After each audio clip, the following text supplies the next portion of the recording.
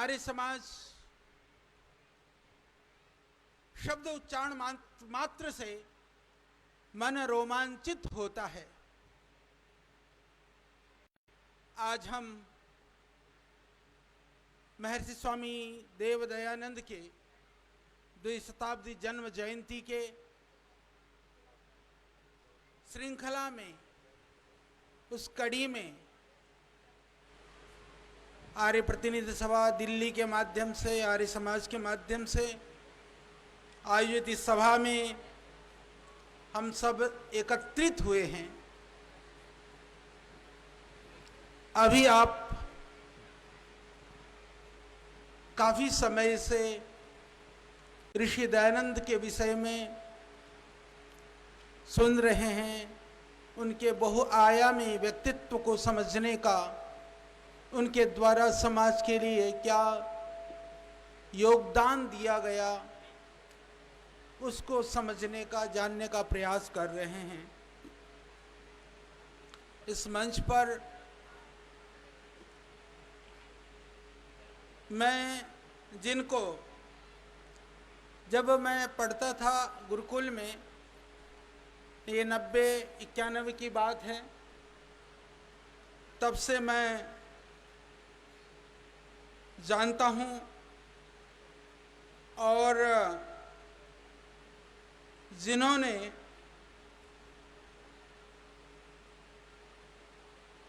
मुझे स्मरण है, सबसे पहले जो मैंने पुस्तक पढ़ी थी तड़प वाले तड़पती कहानी, ऐसी कुछ 2 भागों में थी।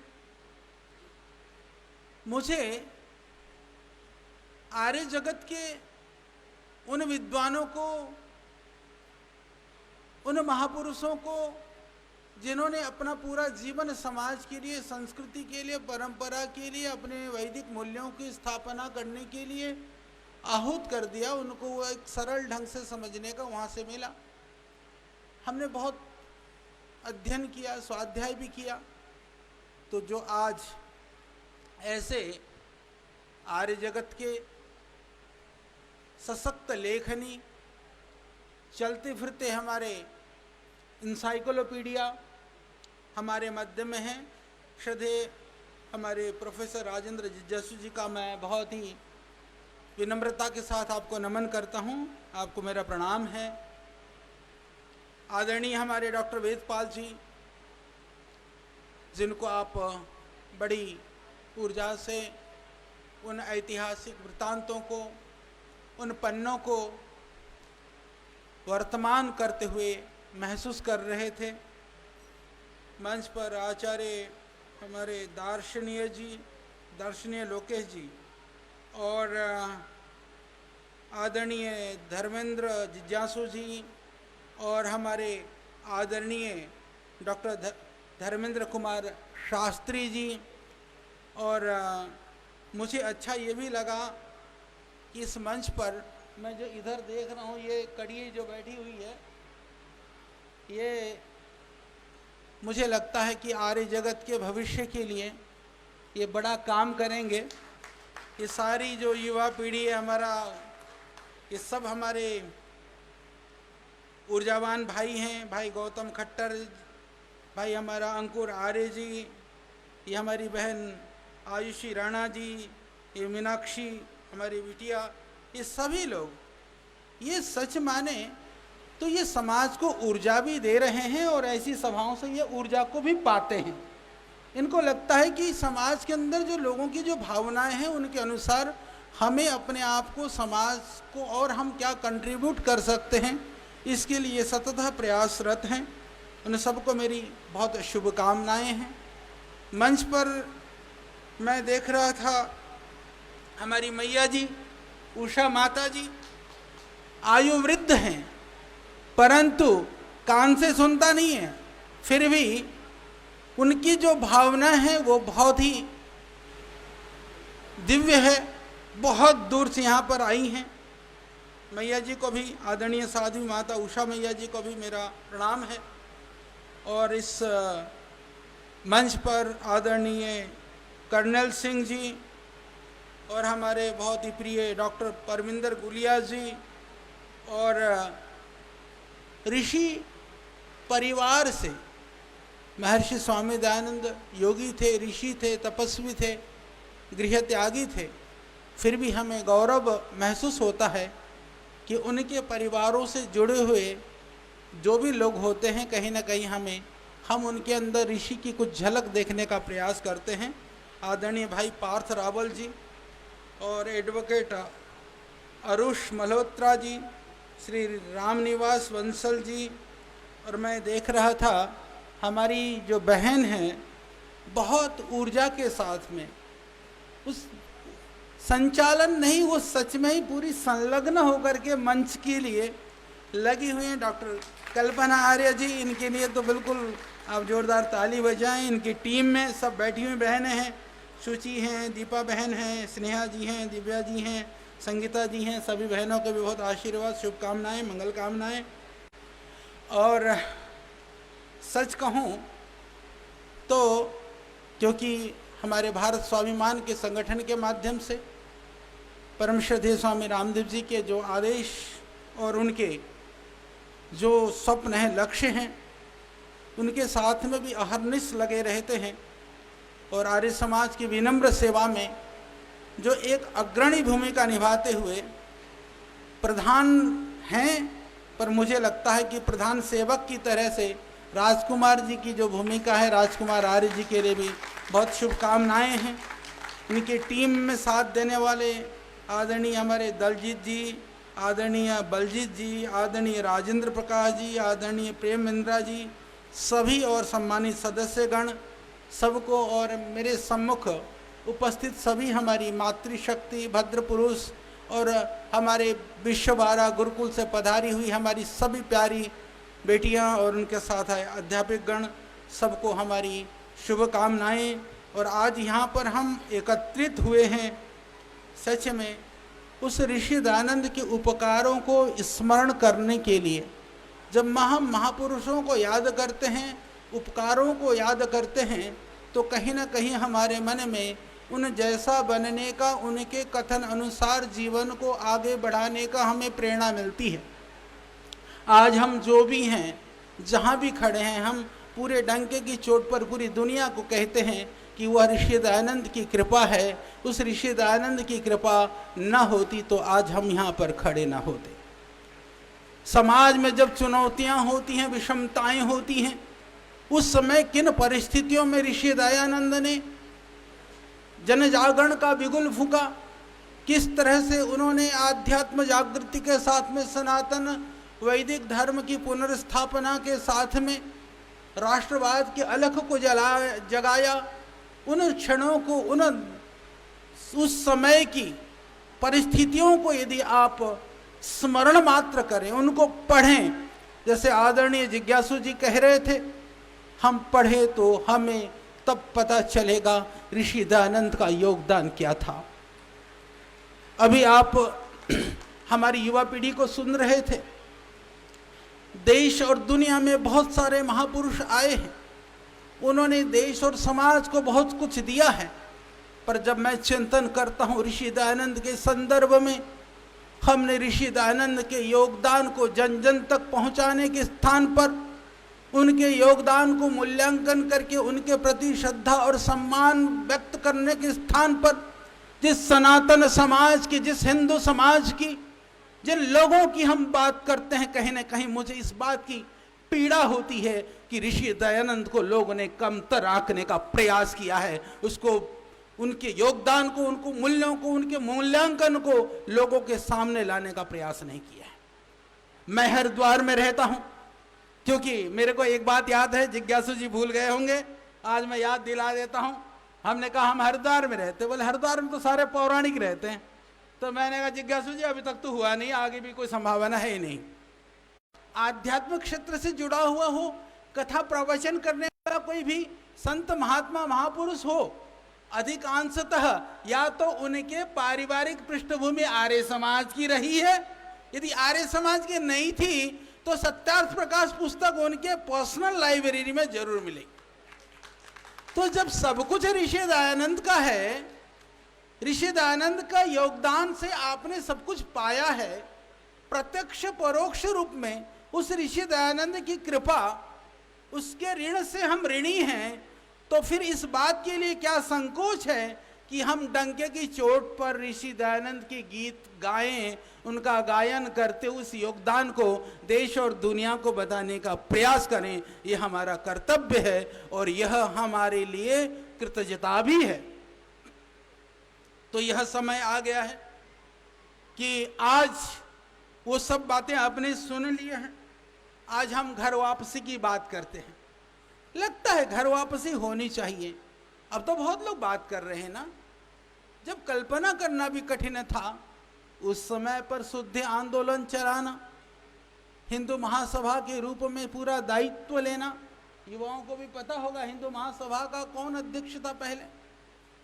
तो वह योगदान, वह अभियान, वह आर्य समाज के द्वारा ही शुरू किया गया था। तो जब हम घर वापसी की बात करें, जब हम शुद्धि की बात करें, तो एक लाइन यदि ये जोड़ दिया जाए कि यह अभियान तो ऋषि दयानंद के द्वारा शुरू किया गया था, तो उससे अभियान कमजोर नहीं पड़ता है। उस महापुरुष के प्रति हमारी कृतज्ञता झलकती है, पर वो झलकाते लोग नहीं हैं। पर यह अभियान, ये आपके माध्यम से और मंच पर मेरी जो युवा पीढ़ी बैठी है उसके माध्यम से देश और दुनिया में पहुंचेगी, मुझे विश्वास है। इसी तरह से पाखंड का खंडन की हम बात करते हैं। मैं आदरणीय जिज्ञासु जी से अभी पूछ रहा था, मैं कहीं पढ़ रहा था इतिहास में, किसी ने कहा ऋषि दयानंद के पास उस समय पर साधन नहीं थे। हमें यह तो पता है कि जब वो कुंभ मेले में हरिद्वार में गए थे तो उन्होंने पाखंड खंडिनी पताका को वहाँ पर फहराया। हम इस बात को जानते हैं, पर मैं कहीं ढूंढ रहा था वो सही है गलत है। उस समय पर उनके पास इतने साधन और वो भी नहीं थे, जो उनके कपड़ा था, वस्त्र था, क्योंकि भगवाई पहनते थे। वो भगवे ध्वज को पाखंड खंडिनी पताका करके फहराया, ऐसा मुझे पता नहीं है सही है कि नहीं है। ये तो सबको पता है कि पताका फहराया था, पर यह बात भी सत्य है, ऋषि दयानंद ने साधन के पीछे नहीं है, उस साधन, न्यूनतम साधन में भी संसार को क्या बड़ा दे सकते हैं, उसके लिए उन्होंने बड़ा कार्य किया। आज जैसे आप सुन रहे थे विधवा विवाह की बात हो, तो आज इतना जोर नहीं लगता हाँ हो संभव है। पर उस समय पर चाहे वो जाति प्रथा को तोड़ने की बात हो, चाहे छुआछूत को छोड़ने की बात हो, जिस समय पर स्त्री शिक्षा की बात हो, कोई ऐसा कार्य नहीं है जो समाज के लिए जरूरी हो, राष्ट्र को आगे ले जाने के लिए जरूरी हो और हमारी संस्कृति के वैभव को बताने के लिए जो महत्वपूर्ण हो, जिस कार्य को ऋषि दयानंद ने प्रारंभ न किया हो। ऋषि दयानंद की जो दृष्टि थी, जो सोच, उनका जो विचार और भाव था, वह बहुत ही व्यापक था, क्योंकि वह स्वयं ईश्वर की प्रेरणा से, परमात्मा की कृपा से, उस वेद ज्ञान की परंपरा से वह आकंठ उसके अंदर वो रचे और बसे हुए थे। वो ऋषि दयानंद नहीं बोलते थे, ऋषि दयानंद के रूप में परमात्मा की वह वाणी, वेद स्वयं साक्षात प्रकट होकर के वह शब्दों के रूप में गूंजती थी।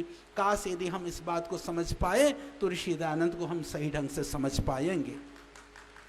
आज समय चारों तरफ हम देखते हैं विषमताओं का वातावरण है, हर तरह कहीं ना कहीं संघर्ष का माहौल है, सब कुछ है। पर ऋषि दयानंद ने उस समय पर ही तो कहा था कि कृण्वन्तु विश्वमार्यम, कि कृण्वन्तु विश्वमार्यम में कि यह देश, ये अखंड भारत, यह यदि आर्यवर्त है तो इसमें रहने वाला हर व्यक्ति, हर पुरुष और स्त्री वह आर्य है, आर्य है। यह उद्घोषणा भी तो ऋषि दयानंद ने ही तो दिया था। आज उन्हीं की परंपरा से मैं देखता हूँ, आज हरिजनों के लिए, आज हमारे जो दलित हैं, पिछड़े हैं, जो भी भाई बंधु हैं, जो आदिवासी हैं, वनवासी हैं, जनजाति हैं, बहुत सारे एरिया में, उत्तराखंड में भी यदि आप जाएंगे तो उनमें बहुत सारे लोग नाम के पीछे आर्य लगाते हैं। अच्छा, मैं जो गुरुकुल में पढ़ता था, मुझे कुतूहल रहता था, आर्य लिखा तो बड़ा प्रेम उमड़ता था हमको। तो कोई नाम के आगे आर्य लिखा, हम कहीं जा रहे थे जंगल की और वहाँ कुमाऊं से आगे की बात है, मैंने देखा एक पुलिस आगे के नेम प्लेट में लिख रखा था जो भी मान सिंह आर्य, ऐसा कुछ। तो मैंने कहा तुम ऋषि दयानंद को जानते हो क्या? तो उसको सच में आर्य समाज या ऋषि दयानंद के विषय में नहीं पता था। अभी भी उत्तराखंड में बहुत लोग हैं। फिर मैंने कहा भाई ये जो आर्य आप लिख रहे हो ये गौरव ऋषि दयानंद की देन है, तो उनको भी जिज्ञासा बनी। तो मैं ये कहना चाहता हूँ कि हम गर्व के साथ में उन शब्दों का प्रयोग करें, नाम के आगे भी आर्य लिखें, अपने बच्चों में भी वो परंपराओं को बढ़ाते तो रहें। साथ में जो लोग कहीं ना कहीं से उनके पूर्वज प्रभावित हुए तो भी तो घर में आर्य लिखने की परंपरा शुरू हुई होगी, तब उस परंपरा को हमें सच में ही धर्म के प्रति रुचि के साथ वह गौरव महसूस कर सकें, इसको भाव पैदा करने का काम भी वो आपका और हमारा है। इसके लिए भी हम लोग प्रयास करें। और इतना ही, यदि हम बात करें स्वतंत्रता आंदोलन की, हम 1857 की क्रांति करते हैं तो हम नायक को ढूंढते हैं। भाषा की क्रांति की बात करते हैं तो जो हिंदी भाषी ना होते हुए भी जिन्होंने हिंदी को स्थापित करने के लिए राष्ट्रभाषा के रूप में उन्होंने पूरे देश के अंदर हिंदी हो, यह सोच श्रद्धेय स्वामी हमारे महर्षि स्वामी दयानंद की थी। आज उस ऋषि को इस धरती पे आए हुए 200 वर्ष हुए, गए हुए भी 140 वर्ष से ज़्यादा का समय हो चुका है। तो यह चिंतन का समय है, मनन का समय है। जिस स्वप्न को उस ऋषि ने देखा था, जिस स्वप्न को इस धरती पर, इस जगत पर वो स्थापित करना चाहते थे, जिस धर्म के स्वरूप को दुनिया को बताना वो चाहते थे, तो हम सब का कर्तव्य और दायित्व बनता है कि हम प्रयास करें, एक एक उनके अभियान को, हम एक पक्ष को भी लेकर के चलें। अभी बहन आयुषी कह रही थी कि अभी हम गुरुकुल शुरू करने वाला, मैं कहता हूँ उनका शिक्षा का सबसे बड़ा पक्ष था। आज कन्याओं के लिए ये बात वो बहन मंच संचालन में भी कह रही थी।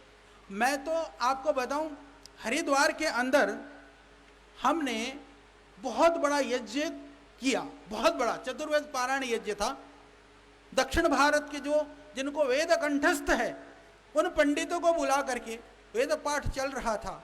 चलते समय वो 4 वेदियां बनी हुई थी, चारों वेदों की, और उन्होंने कहा कि यहाँ वेदों में, हमारे यहाँ तो जो वेद पारायण होता है उस समय तो बहनें आहुति भी नहीं देती हैं, मंत्र पाठ दूर। ये अब की बात मैं बता रहा हूँ, पिछले वर्ष की बात है। हमने कहा हमारी सारी बहनों को वेद कंठस्थ है, सबको चारों वेद दे करके हमने अपनी सारी बहनों को, सारी हमारी साधु बहनों को, ब्रह्मचारिणी बहनों को, सबको बैठाया। और मेरे को इस बात के लिए कहते हुए प्रसन्नता है, उन्होंने कहा कि हम यहाँ से जाएंगे, ये कहीं हमको अपने समाज से बहिष्कार न कर दे। इतना भय था उन पंडितों में। और मैं आपको बताता हूँ, क्योंकि वो भय तो था, उन्होंने हमसे कहा, और बात ये थी कि वो लाइव प्रसारण हो गया, वो जाने से पहले बहिष्कार करते, वो फोन पर ही उनके वहाँ पर उन्होंने उनके साथ झगड़ा शुरू कर दिया कि तुमने हमारी परंपराओं को तोड़ा है, तुमने कन्याओं को वेद मंत्र सुनाया है, उनसे आहुति दिलाई है। वो तो वेद पाठ कर रही थी, पर फिर भी वो चाहे हल्ला करे चाहे कुछ भी करे, पर हमारी संस्कृति है, ऋषि दयानंद का जो देन और गौरव को यदि हमने पाया है तो उसको जीवन में उतारना भी है और उसका प्रचार भी करना है। तो परंपरा टूट गई। यानी मैं कह सकता हूं कि एक बहुत बड़े क्षेत्र के अंदर में जो उन परंपरा वाले पंडितों में हमको बच्चों को, बहनों के लिए वेद पाठ करवाने के लिए, दक्षिणात्य जो सस्वर वेद पाठ होता है सिखाने के लिए हमने बहुत सारे विद्वान ढूंढे। आपको जान करके अचंभा होगा, आज भी हम बैठे हैं तो हमको अपने समाज का पता है, पर यहाँ से बाहर क्या कर रहे हैं लोग उनका कई बार पता नहीं चलता है। एक भी विद्वान आ करके वह कन्याओं को वेद पाठ सिखाएं, ऐसा भी अभी भी मुश्किल है, ये सत्य घटना है। इसी तरह से जब प्राचीन काल में विविध तरह के सोमयाग के जो विधान वर्णन है, सोम यज्ञ का वर्णन है, अलग अलग तरह के यज्ञों का वर्णन है, क्या आपको पता है आज भी जितने तरह के सोमयाग होते हैं उसमें बलि दी जाती है। हमको जब सोमयाग कराना था 7, 8, 10 वर्ष पहले योग ग्राम में जब हमने ढूंढना शुरू किया, पता चला कि 1 या 2 परिवार की परंपराएं ही ऐसी हैं जहां पर सोम यज्ञ में बलि नहीं देते हैं, आज भी वो बलि चल रही है। तो आज ऋषि दयानंद की जो प्रासंगिकता है, उनकी आवश्यकता है, उनकी शिक्षाओं को जन जन तक पहुंचाने की जो जरूरत है आज और ज्यादा है। पहले लोग ढोंग पाखंड में होते थे, हमको लगता था कि ये पढ़े लिखे नहीं हैं, इनको कम बोध है, इनको पता नहीं है। आजकल तो digital media, social media, Facebook और व्हाट्सएप और न जाने कौन कौन सी यूनिवर्सिटियां घर बैठे बैठे तैयार हैं। पर यदि अंधविश्वास और पाखंडवाद की बात करें तो हमको लगता है कि उस समय से कहीं आज बहुत ज्यादा उसका बोलबाला है, और कोई उसको तोड़ सकता है, कोई समाप्त कर सकता है तो वह ऋषि दयानंद का कोई शिष्य या शिष्य जो आर्य समाज से जुड़ा हो, जो ऋषि दयानंद से प्रभावित हो, वही उसमें अग्रणी भूमिका निभा सकता है और उसके अंदर उनके प्रतिवाद कर करके इस पाखंड को समाप्त कर सकता है। कोई हरी चटनी खिला रहा है, कोई लाल चटनी खिला रहा है, कोई वास्तु, मेरे पास एक वास्तु वाले बहुत बड़े विद्वान हैं, मेरे पास सब लोग आते हैं, हम लोग हरिद्वार में रहते हैं। एक आए तो वास्तु की बात हो रही थी, तो मैंने कहा आप बताइए। तो उन्होंने कहा कि आचार्य जी, सच बात तो यह है बिना तोड़े भी काम चलता है, पर यदि हमने किसी के घर में जाकर के तोड़ फोड़ नहीं करा, कोई खिड़की इधर से उधर ना डलवाई, दरवाजा इधर से उधर नहीं करा, तो वो हमको वास्तुज्ञ नहीं मानते हैं कि जो जितना तोड़फोड़ कराए उतना बड़ा वास्तु वाला। यानी कि हम स्वयं तैयार हैं अपना नाश करवाने के लिए, तो दूसरे तो करेंगे ही आकर के। तो हर जगह पर पाखंड है, हर जगह पर अंधविश्वास है, हर जगह पर कहीं ना कहीं इस तरह की विकृतियां खड़ी हैं। तो ये हमारा सौभाग्य है, ऋषि दयानंद ने हमें धर्म का सही स्वरूप बताया। आज मैं आपको बताता हूँ, जो आर्य समाज के सिद्धांतों में एक बार रच पल बस गया ना, वो कहीं भी जाकर के फिट हो सकता है। कि जैसे कहते हैं ना मिनिमम कॉमन प्रोग्राम, वो यदि कहीं से मिल सकती है तो ऋषि दयानंद से मिल सकता है। इसीलिए हम भी फिट हैं हरिद्वार में बैठ करके। यदि ऋषि दयानंद का योगदान ना होता तो फिट ना होते, क्योंकि बाकी की शिक्षा तो सांप्रदायिक ही है, वो आंशिक ही है ना। कोई कहेगा पुराण पढ़ो, कोई कहेगा भगवत गीता पढ़ो, कोई कहेगा उपनिषद पढ़ो, कोई कहेगा द्वैत है, कोई अद्वैत है, कोई विशिष्टाद्वैत है, कुछ और कुछ कोई कहेगा कि आप आरती करो, कोई कहेगा कि चलो हवन करो। यहाँ से वेद पढ़ लिया, उपनिषद पढ़ लिया, सब जगह फिट है, क्योंकि हम धर्म के मूल में हैं। तो क्योंकि धर्म का मूल वेद है, इसलिए ऋषि दयानंद ने कहा था कि वेद को पढ़ो, वेद की ओर लौटो, मूल सिद्धांत की ओर लौटो। क्योंकि यदि हम सिद्धांत का बोध हो जाता है तो फिर हम कहीं भ्रम में नहीं पड़ते, हम कहीं अज्ञानता में नहीं घुसते, कहीं मन में शंका और सशंकित नहीं होते हैं। तो ऋषि दयानंद की बहुत बड़ी कृपा है हम सबके जीवन में। तो उस कृपा को आगे तक आप निरंतर अपने जीवन में भी, अपने परिवार में भी, अपने जानने वालों में भी, अपने मिलने वालों में भी आगे बढ़ाने का आप सतत प्रयास करें, यही जरूरी है। ऋषि दयानंद को जो हम स्मरण कर रहे हैं, श्रद्धापूर्वक आज हम उनका गुणगान कर रहे हैं, तो जीवन में ऋषि दयानंद का सिद्धांत उतरे और उस सिद्धांत से हम लोक का, जग का उपकार कर सकें, यही लक्ष्य हम सबका होना चाहिए। पंचमहायज्ञ की बात ऋषि दयानंद ने करी, वो पंचमहायज्ञ को समझिए।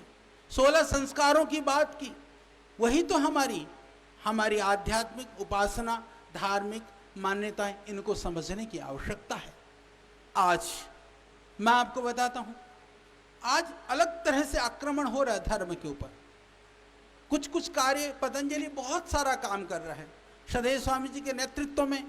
यह सही बात है कि बड़ी बड़ी जो विदेशी कंपनियों को छक्के छुड़ाने का कार्य, जो षड्यंत्रकारी कहते थे कि तुम्हारे यदि टूथपेस्ट में नमक है, नीम है, जड़ी बूटियाँ हैं तो दांत खराब करती हैं, तो उनको ही कहना पड़ा कि तुम्हारे टूथपेस्ट में नमक है, नीम है, यानी उल्टा। यानी वो षड्यंत्रकारी पहले भी षड्यंत्र कर रहे थे, आज भी कर रहे हैं, वो तो अभियान चल रहा है। इसके अतिरिक्त आज वैदिक शिक्षा के लिए कई सारे गुरुकुलों के संचालन के साथ में उन शास्त्र परंपरा को पढ़ाने से, उन शास्त्र के लिए कार्य करने से लेकर के आगे आज नए शास्त्रों का लेखन। जब हम आयुर्वेद की बात करते हैं तो आयुर्वेद हमारे हजारों वर्ष पुरानी परंपरा है, परंतु आप देखेंगे पिछले करीबन 2-2.5 हजार साल से, यदि मैं और नज़दीक आऊँ तो 1400-1500 साल से इधर कोई नए ग्रंथों का रचना आयुर्वेद में नहीं था। आज हम निदान के क्षेत्र में, जड़ी बूटी के क्षेत्र में, पुराने जो शास्त्रीय शैली में वो श्लोकबद्ध करके बहुत सारे हमारे पास विद्वज्जन हैं, उनके सहयोग से पूरी टीम के साथ वह कार्य भी आज पतंजलि कर रहा है।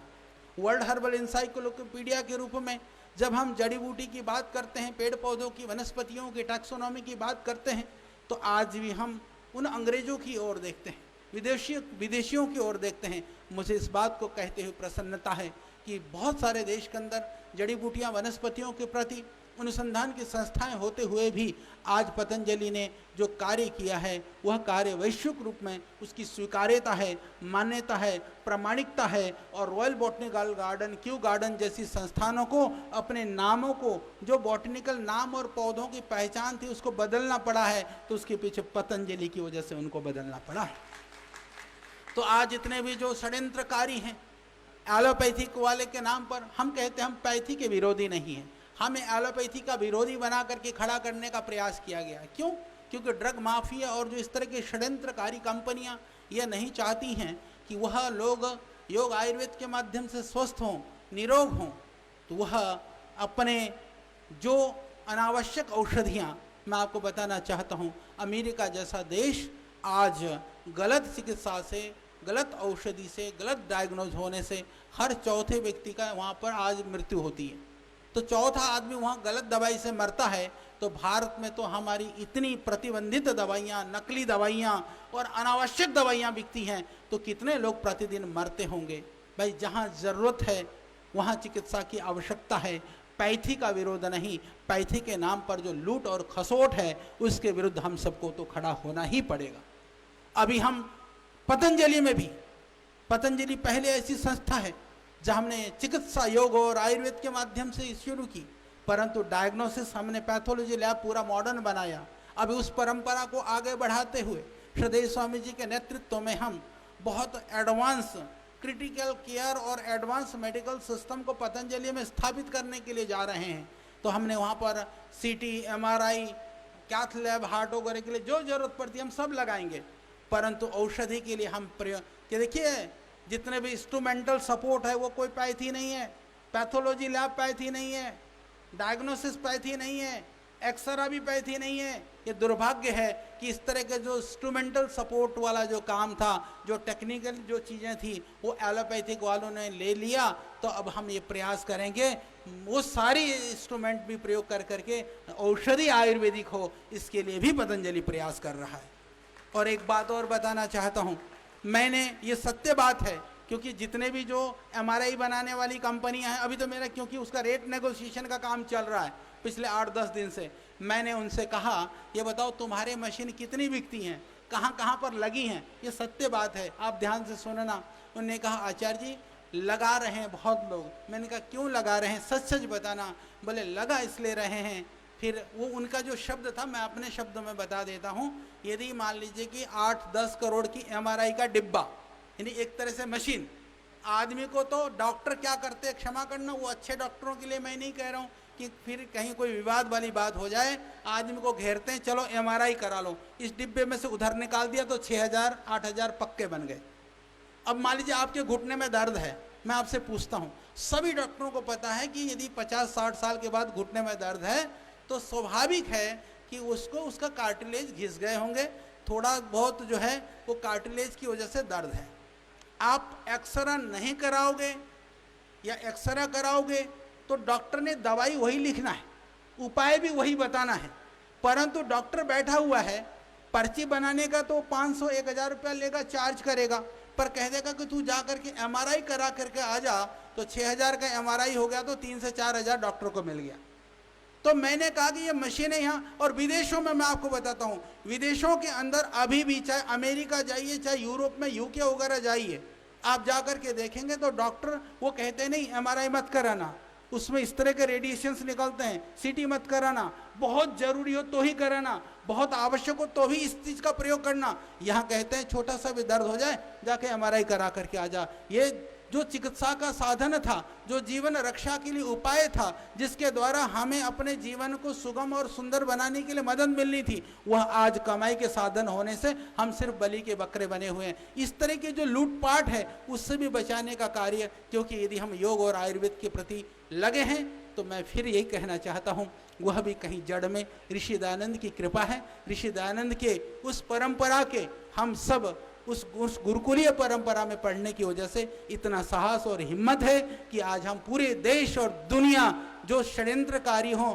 जो अत्याचारी हों, अन्यायकारी हों, पाखंडवादी हों, जितने भी जो असामाजिक तत्व हैं, उन सब के साथ लड़ने और भिड़ने के लिए हम तैयार हैं और अंतिम श्वास तक क्योंकि अभी आदरणीय जिज्ञासु जी सुना रहे थे ना, वह बलशाली, वह ब्रह्मचारी, वह त्यागी, वह तपस्वी, वह देश के लिए मरने मिटने वाला वह व्यक्ति जिसने पूरे देश को, देश की आजादी के लिए क्रांतिकारियों को जोड़ा, आध्यात्म की आजादी के लिए इन पाखंडियों से देश को मुक्त कराने के लिए सबसे भीड़ा, उसने 16-17 बार जहर पिया। तो यदि हम उनके अनुयायी हैं, हम उनके शिष्य हैं, उनके परंपरा के यदि हम किसी तरह से संभाग हैं, तो हमको डरने की आवश्यकता नहीं है, घबराने की आवश्यकता नहीं है, क्योंकि धर्म का सही बोध, देखिए मैं कभी कभी देखता हूँ, जब हम ऋषिकेश हरिद्वार में रहते हैं तो जाते हैं, उधर पहाड़ों पे भी घूमते रहते हैं, तो विदेशों से बहुत लोग आते हैं, बहुत सारे युवक और युवतियाँ वहाँ पर आते हैं।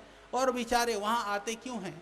वो आते हैं धर्म को जानने के लिए, सनातन को जानने के लिए, वैदिक जो हमारा धर्म का स्वरूप है उसको समझने के लिए। पर उसमें से कुछ लोग ही हैं जो सौभाग्यशाली, जिनको वेद उपनिषद दर्शन के विषय में बताया जाता है, पढ़ाया जाता है। ज़्यादातर तो वहाँ आकर के सुल्फा पीना, गांजा भांग पीना, जटा पढ़ा लिया और ऐसे घूमते हुए भटकते रहते हैं। तो हमारा कितना बड़ा सौभाग्य है कि हम देश दुनिया घर परिवार बिना छोड़े हुए, घर परिवार में रहते हुए ऋषि दयानंद की कृपा से उस वैदिक सिद्धांत को समझने का और जानने का मौका हमको मिला है। तो इसीलिए इस मौके को, इस जीवन को, इस जन्म को, क्योंकि अगले जन्म में पता नहीं कहाँ पैदा हो, बोध हो ना हो, पता चले या ना पता चले, पर इस जन्म को आप व्यर्थ न जाने दें।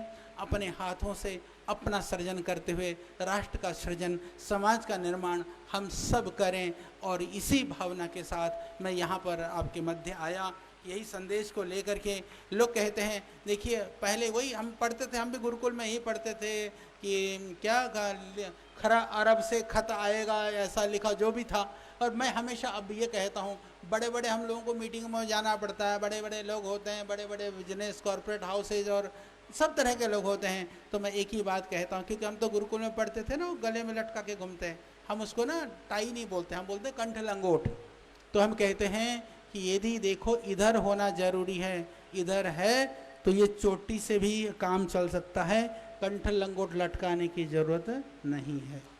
बस इतना ही कह करके अपनी वाणी को विराम देता हूँ। भारत माता की।